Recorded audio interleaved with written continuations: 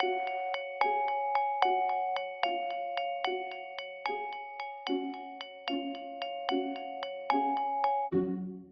my name is Satyam Vyas. I'm the founder of Arthan. We support mission-driven organizations in hiring key talent. And today I'm privileged to be with Dr. Rukmini Banerji, CEO of Pratham, and I'm going to speak to her about Pratham's incredible work in this country. Just wanted to understand more about Pratham's mission and how it has transformed the education space in the last 15 years. Um, Pratham's mission right from the beginning has been that we believe that every child in India should be in school, can be in school, and can be learning well. And I think when we first started, we were only in Bombay. And we believed that that was possible in Bombay. And over the years, we seem to have spread across the country. Now, whether we have transformed India or not, it's good that you think we have. Uh, I think that a few key things I think that certainly we have contributed to the way that both education thinking as well as practice has evolved in India. Uh, Perhaps one of the things that we have done quite early in sort of education uh, sphere is this focus on learning. Now, what is learning? Obviously, people learn when they are in school, but I think that getting a sense that what is the foundational learning, how can that be measured, and more importantly, how can that be understood by ordinary people, whether it's teachers or parents or policy makers, is perhaps a contribution that we have done.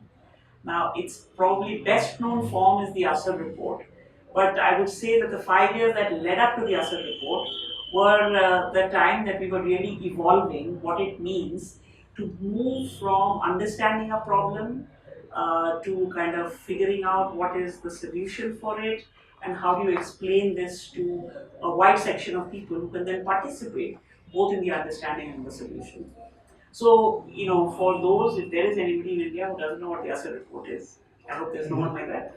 But in 2005, we did our first report, and the first report, we followed pretty much the same pattern since then, was an attempt to look across the country, in every district in the country, to see our children going to school and can they read, very basic things and can they do basic arithmetic. And in the first year when the results came out, there was a lot of kind of shock value. That was not what our intent was. Our intent was really for people in their own area. And so the architecture of ASER involves people in the district looking at the situation in a set of randomly sampled villages. And so that it's not just that you come up with the data, but that you are able to think beyond, what the problem is to how we can all contribute to the solution. I would love to know more about your journey in this sector. How did it happen? How did you decide to work in the space of education? When was that? Uh, my journey is a bit, firstly, it's from long ago. I used to live in the US for 13, 14 years. I live in Chicago. And when I lived in Chicago, there was a lot of early school reform efforts going on in the city. And so, obviously I was quite influenced by that. I used to first study and then work at the University of Chicago, which at the time was in a it's obviously a very well-known university, but the area around the university was quite low income. I would say the American version of what slums would be. And for about 3 years, I volunteered in a school because I felt like if I was working in education, I should have some connection in my immediate neighborhood to what was going on in schools.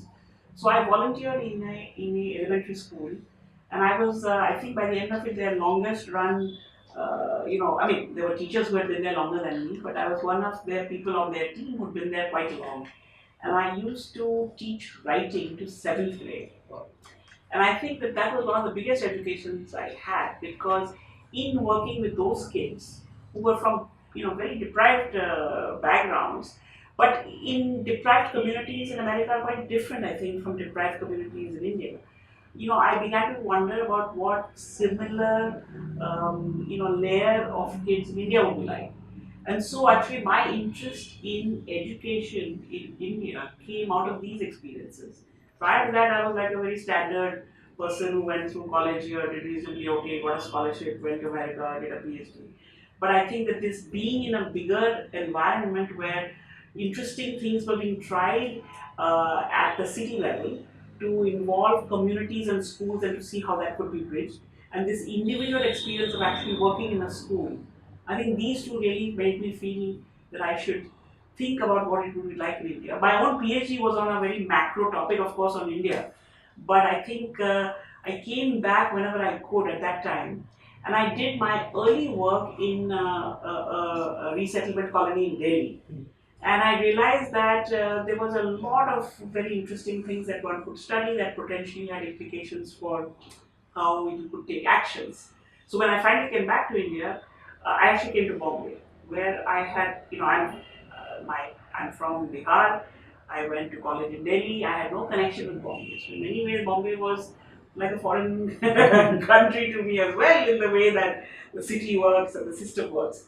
And given my research interest, I had wanted to work actually with the Bombay school system, which there was no way in which you could laterally enter a municipal school system. I remember going to the Bombay Municipal Corporation, their research department had one person who was quite threatened by the arrival of someone like this and said, नहीं आप दिल्ली जाके आप देखो क्योंकि आप जैसे लोग दिल्ली में काम करते हैं, सेंट्रल गवर्नमेंट में काम करते हैं. So I met Pratham.